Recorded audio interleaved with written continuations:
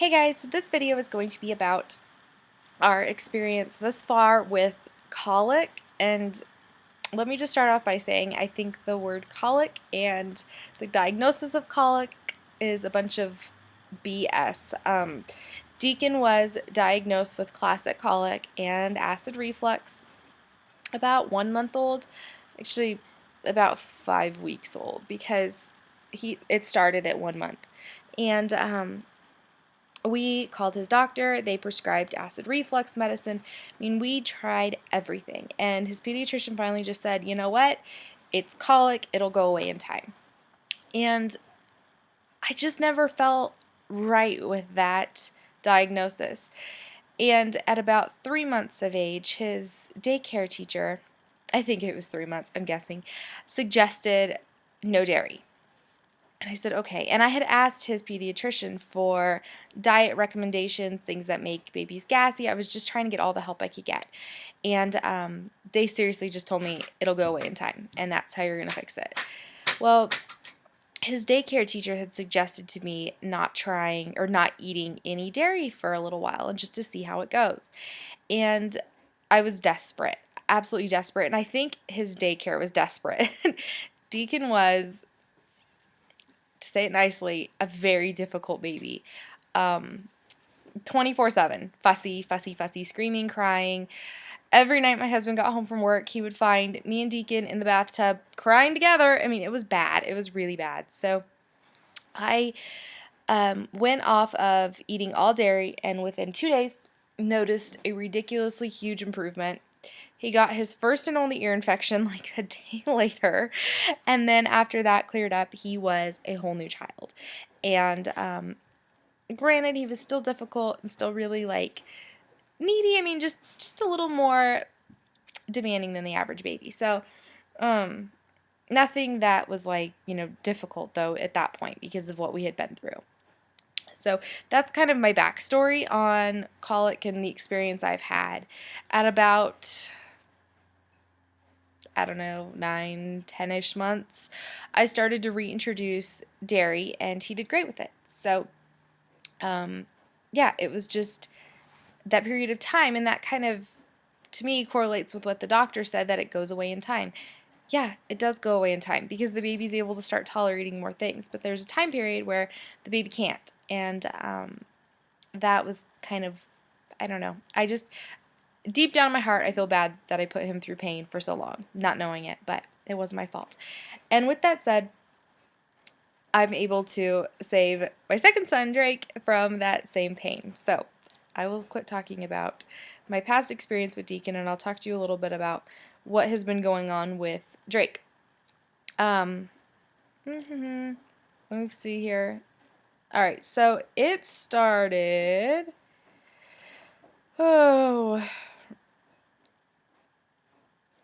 okay, so it started October 20th. So when he was 12 days old, I keep just a few little random notes every day. And I'm only going to do it for the first month of life. I did it with Deacon, so I want to do it with him too. And it's fun to look back on it. But on October 20th, so it had been going on for a little while since, I said, he's up every night crying from 8:30 to 11:30, and it has me a little worried. It's like he's fine, and then he just starts screaming. So that day, I started no dairy.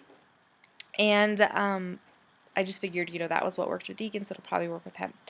And throughout the week, he started to actually get worse. Let me see here. Let me tell you exactly when. Okay. On October 24th, we noticed things were getting really worse. We bought a bottle of that Colic calm. You can get it at CVS. It's like a black liquid. There's the vegetable charcoal in it. I mean, it's all natural. There's chamomile and fennel and things like that in there, which I had tried with Deacon, drinking those teas to try to make things better. And Deacon just woke up. Alright, so he just fussed. I guess he's not awake? I'm not sure. He shouldn't be awake yet. So we tried the Colic calm for a couple of nights, and it wasn't working. He was getting worse. And here I have one one note entry here, and that says another bad night. Didn't get to sleep until 2 a.m. and then he woke up at 2:45 a.m. So I knew something was really, really wrong.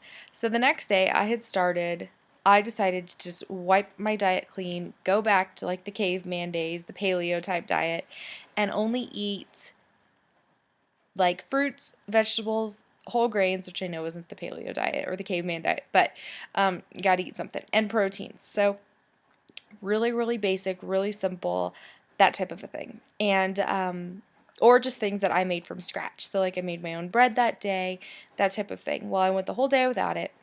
That night, my husband and I were going to Costco, and both realized we were really, really hungry. Why we didn't realize before we left the house is beyond me, but we were both starving. So we went to this sushi place there. My husband has been dying for sushi forever, and I said, that's fine. I can eat really simple there. I'll just have some rice, some chicken, and some edamame. Enjoyed it. It was great. It was absolutely wonderful. I had a couple of pieces of my husband's sushi, nothing crazy fancy, just, some basic pieces of, sushi. And afterwards, I realized, crap, I just ate a crap load of edamame, which is essentially just their soybeans, which was really stupid on my behalf.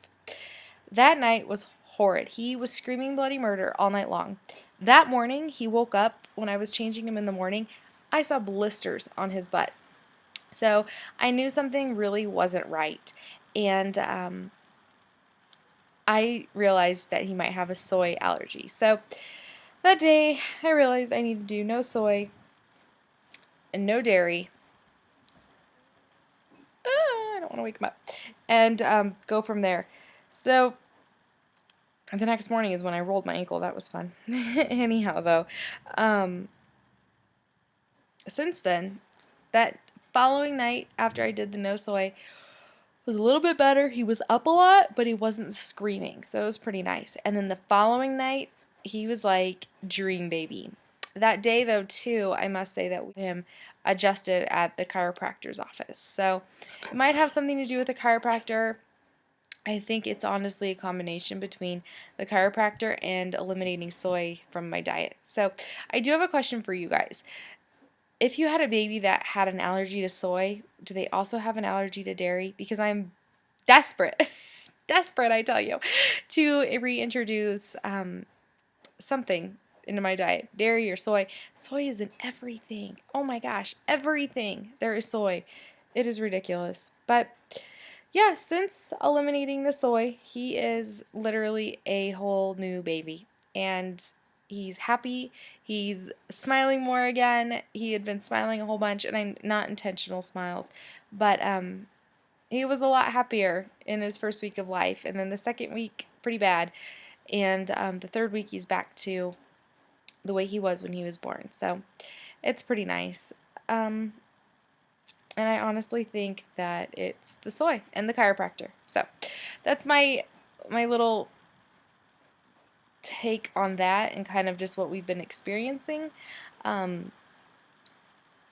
know not all babies are the same, and there are babies out there that have reflux, and there are babies out there who are just fussier than other babies. I mean, it was even Deacon after I had eliminated dairy. But I honestly think if they're crying and they're screaming, there's a reason. I think they're in pain and there's something wrong. I mean, with formula-fed babies, it's easy to just switch formulas. So I think it needs to be kind of made aware with breastfeeding moms that it's kind of the same as if the baby was formula-fed and you just switched to a soy formula or what's the other one? Aluminum, maybe?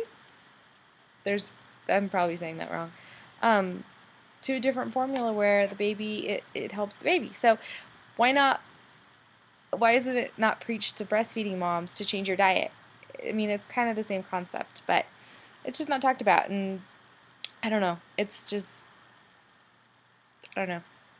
It's interesting, but that's my take. That's what we've been going through, and yeah, and that was my question to you guys. So anyhow, see you guys later. Bye.